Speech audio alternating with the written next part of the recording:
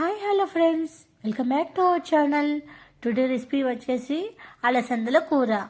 Rich proteins ఉండి fiber, A vitamin, C vitamin ఉండి ఈ అలసందల కూర వేడి అన్నంలోకైనా, చపాతీ, రోటీ, దోశ దేంట్లోకైనా ద బెస్ట్ కాంబినేషన్ అండి. వీక్లీ వన్స్ ఈ అలసందల కర్రీ తీసుకున్నామంటే చాలా హెల్తీగా ఉంటుంది.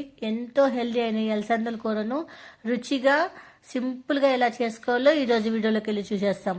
సో ఫ్రెష్గా ఉన్న అలసంద కాయలను తీసుకొని ఈ విధంగా గింజలు మాత్రమే వలుచుకొని ఒక 2-3 టైమ్స్ బాగా వాష్ చేసుకొని కుక్కర్లో వేసుకొని లైట్గా సాల్ట్ వేసుకొని ఒక 2 విజిల్స్ పెట్టేసుకుందాం. మరి ఎక్కువ విజిల్స్ పెట్టుకోకండి. ఫ్రెష్గా ఉండి పచ్చి అలసంద గింజలు కాబట్టి మనకి 1 విజిల్ అయినా సరిపోతుంది. అదర్వైజ్ 2 విజిల్స్ పెట్టుకున్నామంటే పర్ఫెక్ట్గా సరిపోతుందండి.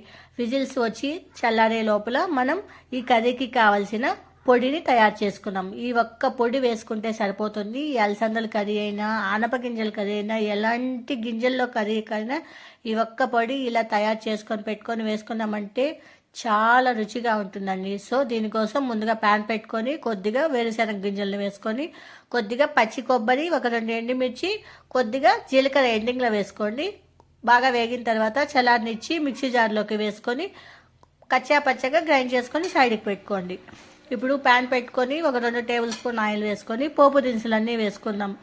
ఈ పచ్చి అలసందలు కూడా ఈ విధంగా చేసుకొని తిన్నామంటే మళ్ళీ చేసుకొని తినాలనిపిస్తుంది. అంత టేస్టీగా ఉంటుందండి. మాటలో చెప్పే కయలేదు, మీరే చెప్తారు సూపర్గా ఉందని. ఈ మెథడ్లో ఒకసారి ట్రై చేశారంటే. పోపు దినుసులు అన్నీ వేగిన తర్వాత ఒక పెద్ద సైజు ఉల్లిపాయను కూడా ఈ విధంగా సన్నగా కట్ చేసుకొని, ఒక 2 పచ్చిమిర్చిని, కొద్దిగా కరివేపాకును కూడా వేసుకొని కొద్దిసేపు వేగనివ్వండి. ఆనియన్స్ లైట్గా బ్రౌన్ కలర్ వచ్చే వరకు వేయించుకోండి. బ్రౌన్ కలర్ వచ్చిన తర్వాత ఒక టమాటాను కూడా సన్నగా కట్ చేసుకొని వేసుకోండి. మరీ ఎక్కువ టమాటాలు వేయక్కర్లేదు ఈ కర్రీకి. జస్ట్ ఒక్క టమాటాను సన్నగా తరిగి వేసుకున్నామంటే సరిపోతుందండి. ఈ ఆనియన్లోకి కొద్దిగా పసుపు, సాల్ట్, కొద్దిగా జింజర్ గార్లిక్ పేస్ట్ను కూడా వేసుకొని కొద్దిసేపు పచ్చివాసన పోయే వరకు వేయించుకుందాం. అలా పచ్చివాసన పోయే తర్వాత టమాటాను వేసుకొని టమాటాను కొద్దిసేపు మగ్గనివ్వండి.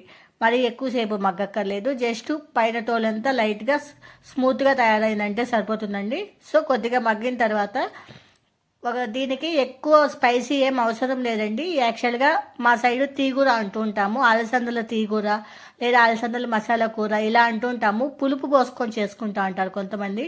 సో ఈ కర్రీకి పులుపు లేకుండా ఇలా తీయంగా, మరి తీగూర అంటే తీయంగా ఉండదండి, పేదలా ఉంటుంది. మసాలా కర్రీ కూడా అంటూ ఉంటారు. సో దీంట్లోకి 2 స్పూన్ల మిర్చి పౌడర్ని, ఒక 1/2 స్పూన్ గరం మసాలా, 1 స్పూన్ ధనియాల పౌడర్ని కూడా వేసుకొని కొద్దిసేపు బాగా మిక్స్ చేసుకొని సిమ్లో పెట్టేయండి.